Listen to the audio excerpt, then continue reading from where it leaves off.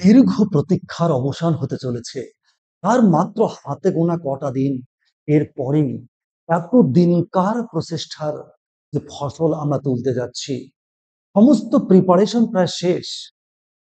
Poetry, drama, short story, এই যে সমস্ত সিলেবাসটা যখন কমপ্লিট হয়ে গিয়েছে, এখন যে জায়গাটা সমস্যা হয়ে দাঁড়িয়েছে আমি দেখেছি যে বিভিন্ন ড্রামাগুলো, শর্ট স্টোরি, এসে, পোয়েট্রি, এগুলোর যে রাইটার, সেই রাইটারদের বার্থ, ডেথ, ডেথ বা জন্মস্থান বা ডেথ প্লেস, সেই কবিতাগুলোর যে publication, composition, type of the poem, type of the drama, background of the drama, আর যে rhyme scheme of the poetry, type of the poetry, এই সমস্ত তথ্যগুলো প্রায় প্রায় সমস্ত পোয়েট্রিতে কাছাকাছি থাকে। ড্রামাগুলো, শর্ট স্টোরি, এসেগুলো এখন একটার উপর আর একটা প্রলেপ করবার সময়, একটা কনফিউশন তৈরি করবার সময়, এই কনফিউশনটা দূর করবার জন্যই আমি তোমাদের কথা দিয়েছিলাম।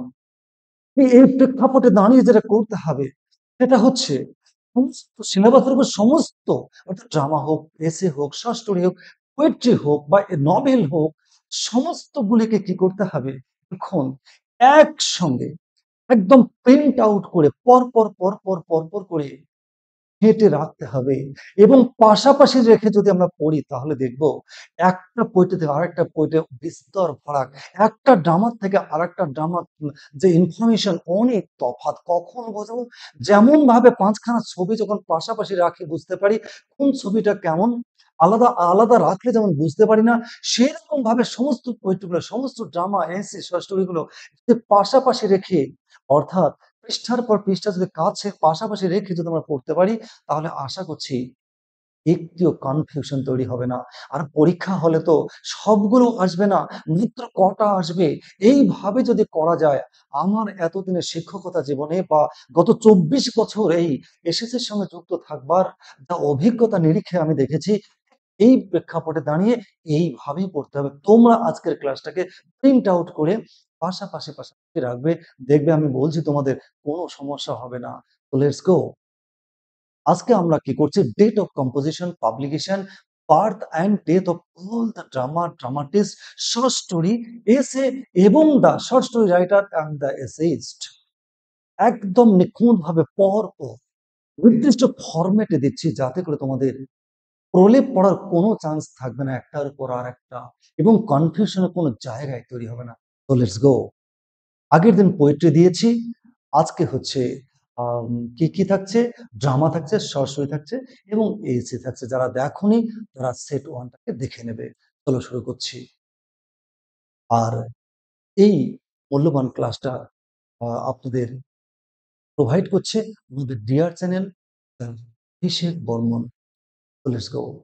দেখো, শি স্টুপস টু কনকার, প্রথম আমরা ড্রামা দিয়ে শুরু করছি। কি?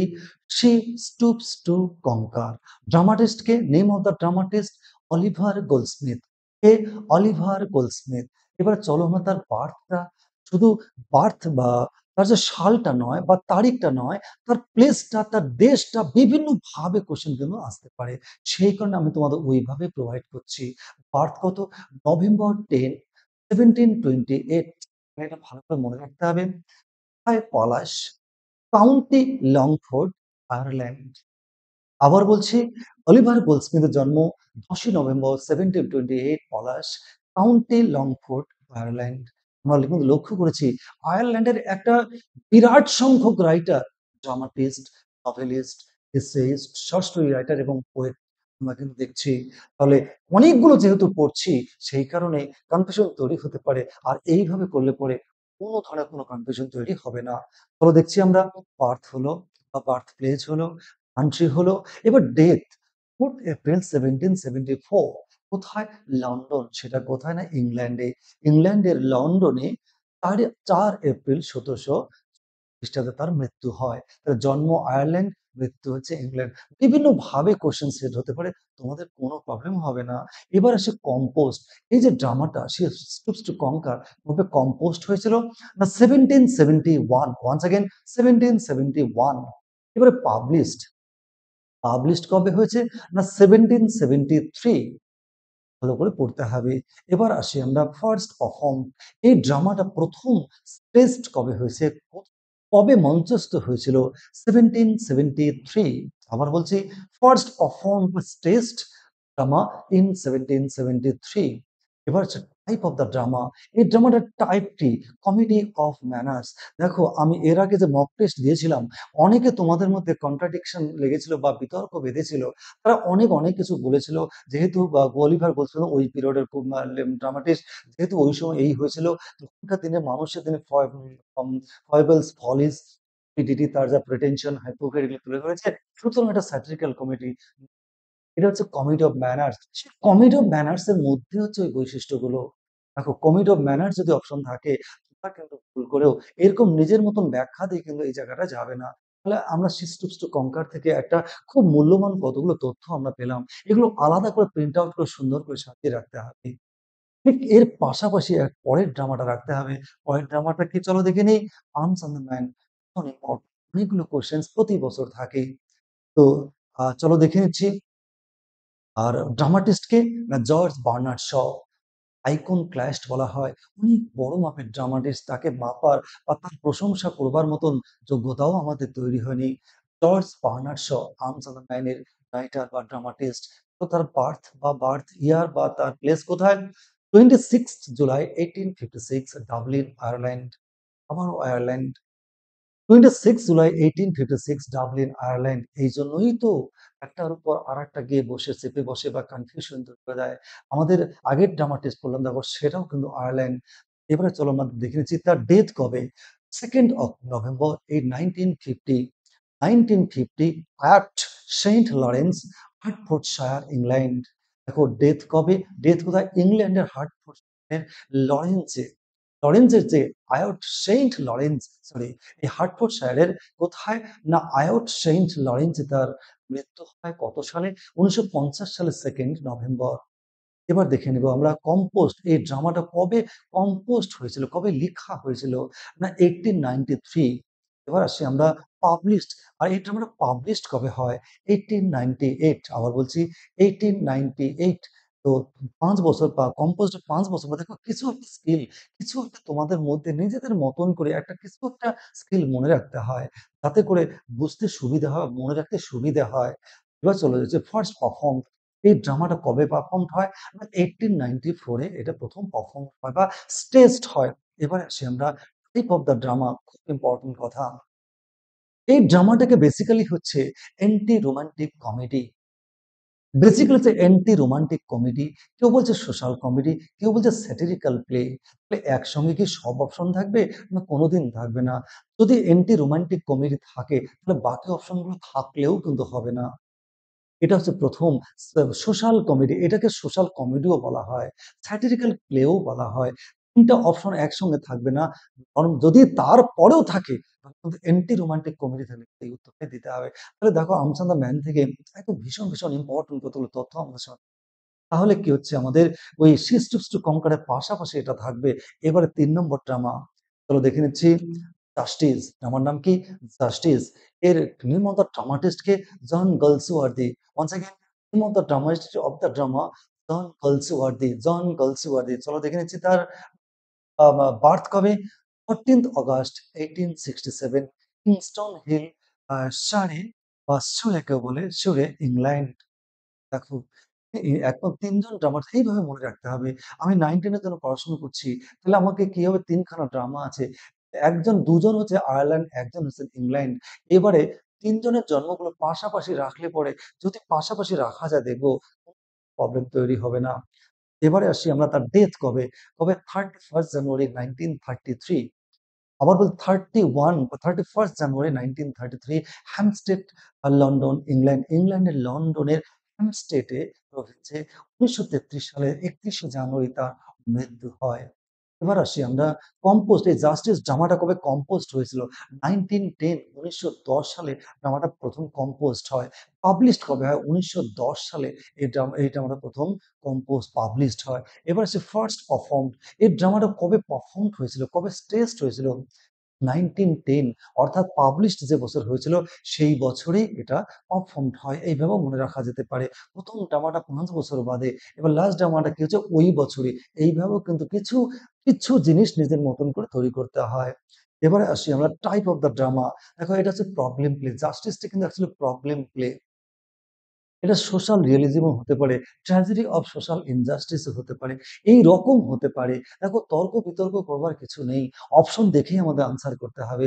বলাই থাকে best the most appropriate option should be chosen. আর এটা ট্রেন্ডিং। অপশনই প্রায় কারেক্ট থাকবে। তার মধ্য থেকে আমাকে বেস্ট অপশনটা কিন্তু চুজ করতে এটা ট্রেন্ডিং। দিনের মান্ধাতার আমলের কথা মাথায় রাখলে চলবে না। এখন ট্রেন্ডিং হচ্ছে এরকম কোয়েশ্চেন কিন্তু খুব উত্তর ভুল কম থাকে। সব উত্তরই কারেক্ট পাশাপাশি থাকতে পারে। সেই কারণে তোমাদের আমি ৩ খানা জিনিসই দিলাম যাতে করে এরকম থাকলে পরে তোমরা ভয় না পেয়ে যাও। প্রবলেম প্লে থাকলে পরে বাকিগুলি হবে না। আর সবগুলি থাকলে কিন্তু প্রবলেম প্লেই উত্তরটা হবে। আশা করছি তোমাদের এই ৩ খানা ড্রামা থেকে একটা abundantly information, very informative 3 the informations of the 3 important dramas.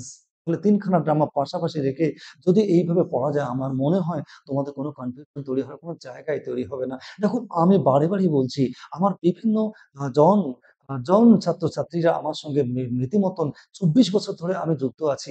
এই ধরনের সমস্যাগুলি তৈরি হয় তার সমাধানের বা তার যা রেমেডি বা তার যা প্রেসক্রিপশন সেটা হচ্ছে এইরকম। এইভাবে করো। আশা করছি তোমাদের সমস্যা হবে না। এবারে চলো যাচ্ছি আমরা নেক্সট আইটেম। আ উম নিয়ে যাচ্ছি আমরা শর্ট স্টোরি 'লেগুন'। ১ম আসছি 'the lagoon'. Very important short story 'lagoon'. এর রাইটার কে? Joseph Conrad. এই রাইটার কে? জোসেফ কনরাড। ভীষণ বড় মাপের রাইটার জোসেফ কনরাড। জন্ম কবে, কোথায়, কোন দেশে, কোন দেশ? তো এখন কিন্তু কোয়েশ্চেন কিন্তু এই প্যাটার্নই হয়। কিভাবে কোয়েশ্চেন আসবে কেউ কিন্তু জানে না। আমি সমস্ত ইনফরমেশন দিয়েছি যাতে করে তোমাদের সুবিধা হয়। কোন রকম কোয়েশ্চেন এলে বা তুমি বিচলিত হয়ে না যাও। বার্থ কোথায়? না 3rd ডিসেম্বর 1857। আবার বলছে 3rd ডিসেম্বর 1857 জোসেফ কনরাডের লেখা দ্য লেগুন অর্থাৎ আমাদের দেশে কি বিদ্রোহ হয়েছিল এটা মহাবিদ্রোহ হয়েছিল 1857 এইভাবেও কিন্তু মনে রাখা যেতে পারে। অন্তত আমি যেরকমভাবে মনে রাখতাম। কোথায় তার জন্ম?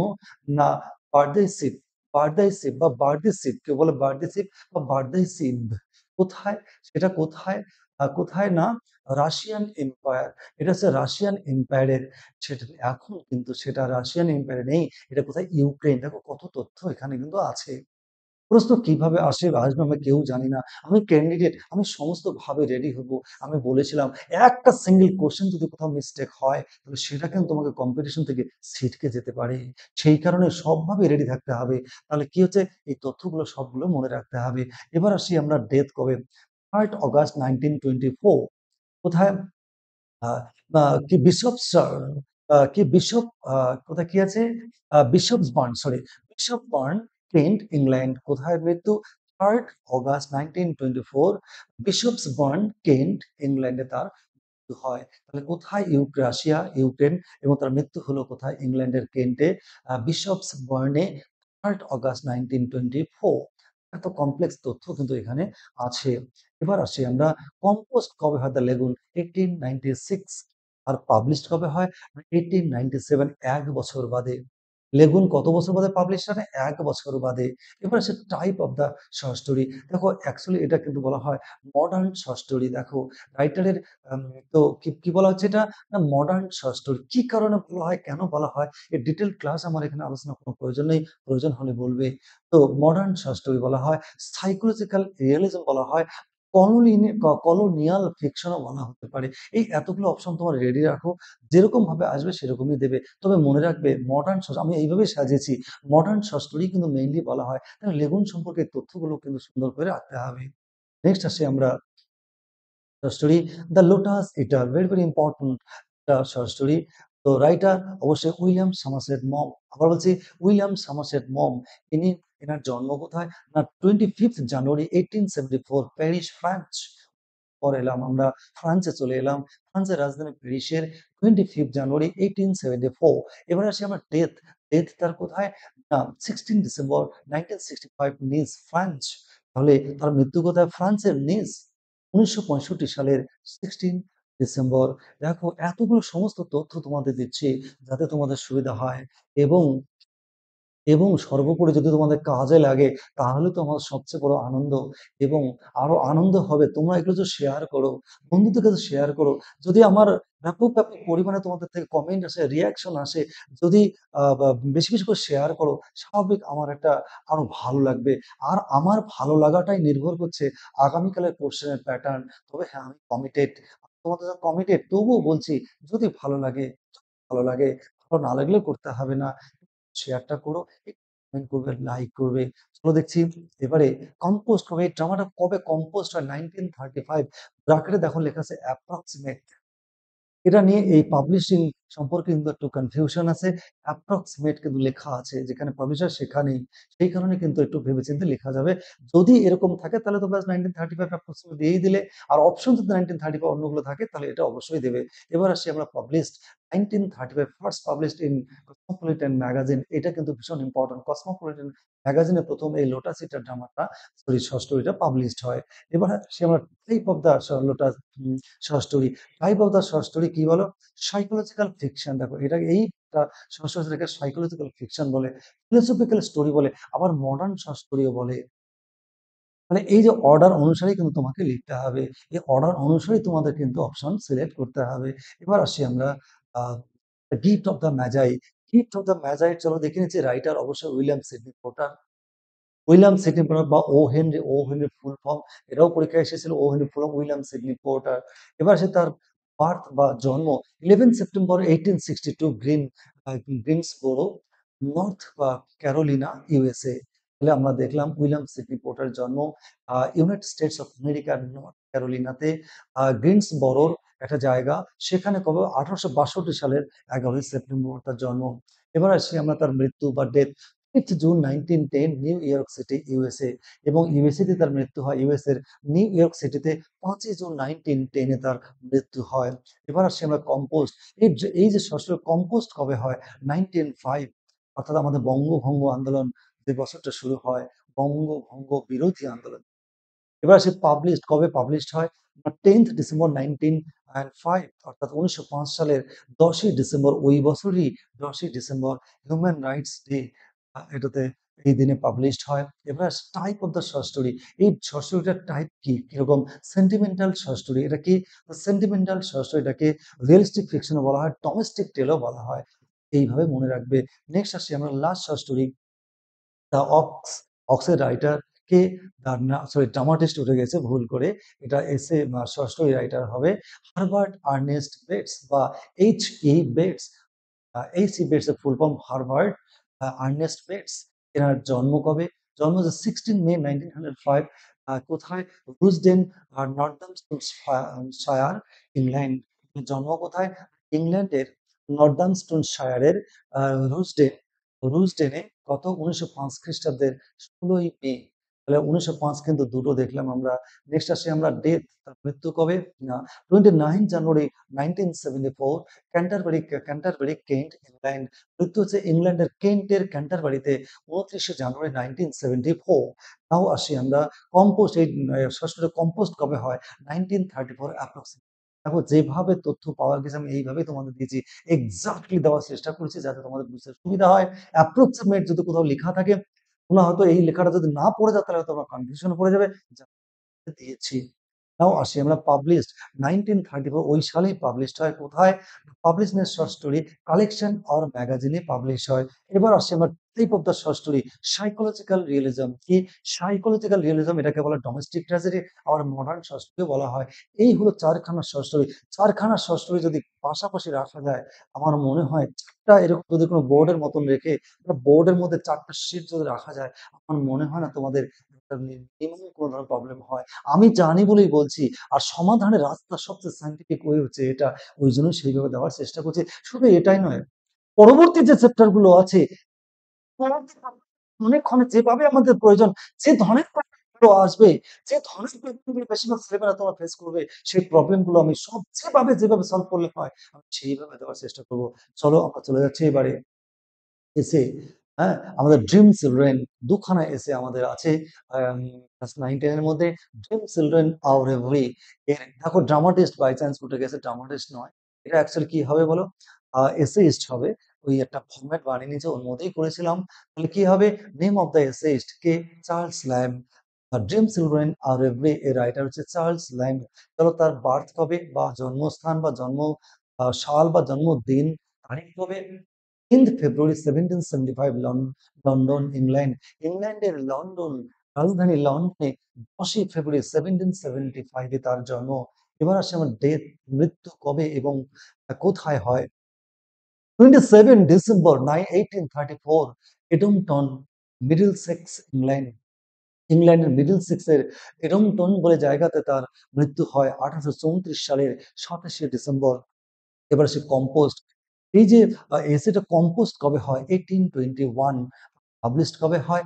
জানুয়ারি 1822, পাবলিশড ইন লন্ডন ম্যাগাজিন। কোন ম্যাগাজিনে পাবলিশ হয়? London magazine. সরি। এবারে আসি টাইপ অফ দ্য এরা ষষ্ঠে উঠেছে। এত টাইপ অফ দ্য এসে হবে। এটা বাই চান্স উঠে গেছে। আ তো ইনকনভিনিয়েন্স ইজ রিগ্রেটেড, অসুবিধা তোমাদের হবে হয়তোবা। এটা এসে হবে। টাইপ অফ দ্য এসে কি হবে? পার্সোনাল এসে। কি হবে? পার্সোনাল এসে, অটোবায়োগ্রাফিক্যাল এসে বা রেভরি বা সেন্টিমেন্টাল প্রোজ। তো এবারে আসি ২ নম্বর। প্রিন্সিপলস অফ গুড রাইটিং লেখক অবশ্যই L A. Hill, Leslie Alexander Hill. L A. Hill এর ফুল ফর্ম হচ্ছে লিসেল আলেকজান্ডার হিল। তার জন্ম কবে? বার্থ কবে? 6th জানুয়ারি 1906, ব্রিস্টল, ইংল্যান্ড। ইংল্যান্ডের ব্রিস্টলে তার জন্ম কত সালে? 1906 সালের 6ই জানুয়ারি। এবার আসে ডেথ কবে? 17 জানুয়ারি 1986, লন্ডন, ইংল্যান্ড। ওই একই জায়গায় তার মৃত্যু হয় 17 জানুয়ারি 1986 সালে। এবার আসি আমরা কম্পোস্ট। এই যে এসেটা কবে কম্পোস্ট হয়? না 1958 মেট। পাবলিশড কবে হয়? না 1958 ওই সালেই পাবলিশড হয়। এবার আছে টাইপ অফ দ্য স্টোরি আছে। এটা এসে হবে। এটা কি হচ্ছে? ডাইডেক্টিক এসে। এটা কি? ডাইডেক্টিক এসে বা এক্সপোজিটরি এসে বা এডুকেশনাল প্রোজ। তাহলে এটা কিন্তু মনে রাখতে হবে। হঠাৎ করে দেখে তোমরা চমকে যাবে, ভয় পেয়ে যাবে। চমকে যাবার, ভয় পাওয়ার কোনো ব্যাপার নেই। দেখো আমি যে তথ্যগুলো তোমাদের প্রোভাইড করছি, মোটামুটি ভাবে মনে রাখবে। দেখো একটা ভুল উত্তর হলে কত বড় ক্ষতি হতে পারে, সবচেয়ে বেশি বুঝি আমি। কারণ তোমার মতন বা তোমাদের মতন অসংখ্য ছেলে-মেয়ে বা ক্যান্ডিডেট, তাদের সঙ্গে কিন্তু আমার ডিরেক্ট বা প্রত্যক্ষ এবং পরোক্ষভাবে যোগাযোগ আছে। তাই চেষ্টা করছি আমার তরফ থেকে 100% অ্যাকুরেট ওয়েই দেবার জন্য। কখনো তারপরেও ব্যতিক্রমে হয়ে গেলে অবশ্যই তোমরা জানাবে। আরো আমি তথ্য জোগাড় করে সেটার জাস্টিফিকেশন বা সঠিক, যদি বাই চান্স ভুল হয়ে যায়, সেটা সঠিকটা দেওয়ার চেষ্টা করব। এইভাবে তো পুরোটা শেষ হলো। আশা করছি এই নিয়ে আর তোমাদের কোনো সমস্যা হবে না। এরপরে আগামী আগামী সোমবার ঠিক রাত ৮টায়, আগামী সোমবার ঠিক রাত ৮টায় mock test on all poetry, সমস্ত পোয়েট্রির উপরে। যেহেতু এখন পরীক্ষা এসে গেছে, এখন সমস্তগুলো রিভিশন করতে হবে। সমস্ত অন্যান্য মক টেস্ট গুলো, স্টাডি ম্যাটেরিয়ালস গুলো, টেক্সট গুলো পড়ে রেডি করতে হবে। যেভাবে পরীক্ষা আসবে সেইভাবেই কোয়েশ্চেন সেট হবে এবং প্রিভিয়াস মক টেস্ট গুলো থেকেও কিছু, কিছু কোয়েশ্চেনস কিন্তু থাকবে একদম পরীক্ষা উপযোগী। আগামী সোমবার ঠিক রাত ৮টা, ঠিক তার আগে গ্রামার এবং আরো ছোট, ছোট যে জায়গাগুলো বাকি আছে সবগুলোই প্রতিদিন রাত ৮টায় তোমরা ফলো আপ করবে এবং টেলিগ্রাম চ্যানেলেও ফলো আপ করবে। দেখবে কিছু না কিছু রাত ৮টায় থাকতেই থাকছে। এই মুহূর্তে দাঁড়িয়ে, কাল দাঁড়িয়ে, পরশুদিন দাঁড়িয়ে, পরীক্ষার আগের দিন দাঁড়িয়ে কি করতে হবে তার চিন্তা আমি করব। শুধু তোমরা নিখুঁতভাবে টেক্সট পড়ে আমার সঙ্গে টিউন থেকো, তোমাদের কোনো চিন্তা করতে হবে না। সেই সঙ্গে একটা ঘোষণা, আগামীকাল রাত ৮টায় পিজি অর্থাৎ পোস্ট গ্রাজুয়েট বা 11-12 এর জন্য যারা আছো তাদের জন্য আগামীকাল রাত ৮টায় সমস্ত পোয়েট্রির সমস্ত বা যতটা ইনফরমেশন আছে সবকিছুই নিয়ে আপলোড হবে আগামীকাল রাত ঠিক ৮টা। Good bye.